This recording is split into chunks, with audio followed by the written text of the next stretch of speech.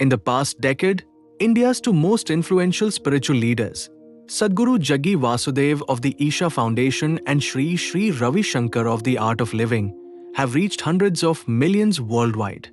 Together, their YouTube channels boast over 20 million subscribers and their organizations claim to have impacted more than 500 million lives.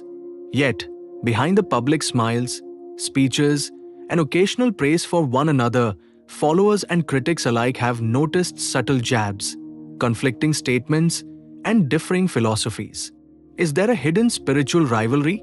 Stay till the end to find out if the tension between Sadhguru and Sri Sri is real, and what it truly means for seekers like you.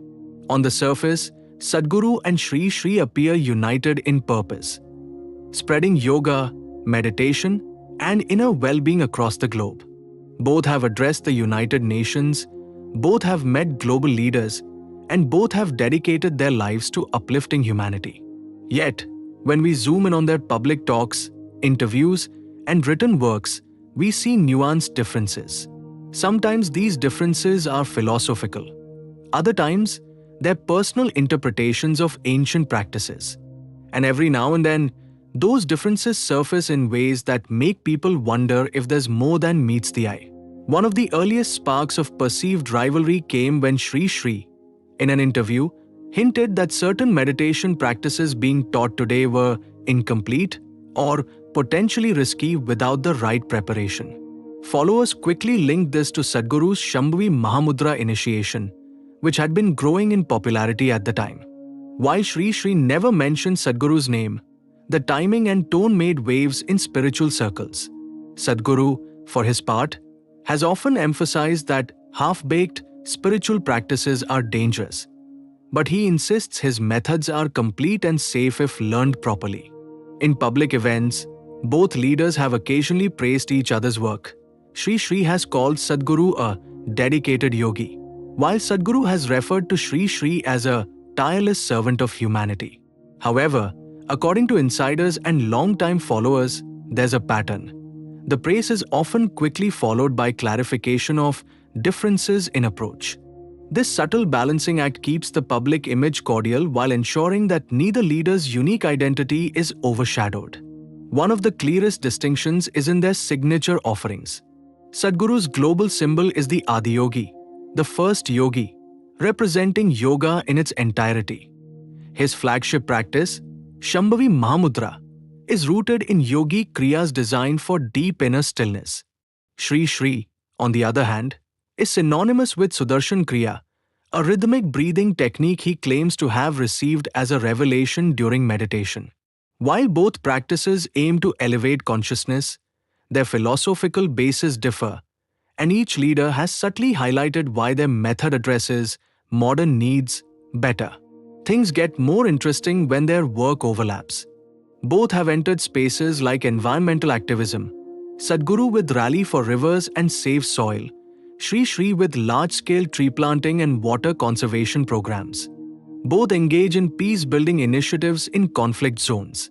Yet, rather than collaborate, they operate independently, each cultivating their own networks, methods, and publicity. Followers sometimes question why such like-minded leaders don't join forces. But to those who study human nature, the answer might lie in the quiet dance between collaboration and competition. Perhaps the most sensitive territory comes when the discussion veers toward the Dhyanalinga consecration and a passing of Sadhguru's wife, Vijji. In some interviews, Sri Sri has responded to audience questions in ways that followers interpret as casting doubt on certain claims or events linked to Sadhguru's narrative.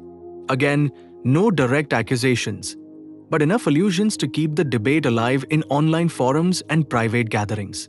Sadhguru, for his part, rarely addresses these comments directly, often pivoting to broader spiritual principles instead. In the world of global spirituality, public disagreements can fracture large communities. That's why most leaders, including Sadhguru and Sri Sri, adhere to an unspoken rule: criticize the idea, not the person. This allows them to express genuine differences without causing outright division among seekers. Yet, for the attentive listener, the differences in language, metaphor, and emphasis reveal a deeper story, one where each leader is fiercely protective of their spiritual path and the authenticity of their teachings. So, does a hidden rivalry exist? If rivalry means open hostility, no. But if it means a quiet, persistent awareness of each other's growing influence and the need to define one's own spiritual brand, absolutely. Both Sadhguru and Sri Sri operate in overlapping spiritual markets, command massive followings, and guard the uniqueness of their teachings. This doesn't necessarily diminish their authenticity or intentions. In fact, a healthy tension may even push each to refine their message, innovate their offerings, and reach seekers more effectively. In the end, perhaps the question isn't whether Sadhguru and Sri Sri are rivals, but whether we, as seekers, can rise above personalities and focus on truth. Spirituality was never meant to be a popularity contest. It's about transformation, not sides. The wisest approach is to listen, learn, and practice what resonates with your own inner journey, regardless of the teacher. If you found this breakdown eye-opening, subscribe now for more fact-based, in-depth explorations of the spiritual world. And remember, the real rivalry worth winning is the one against your own ignorance.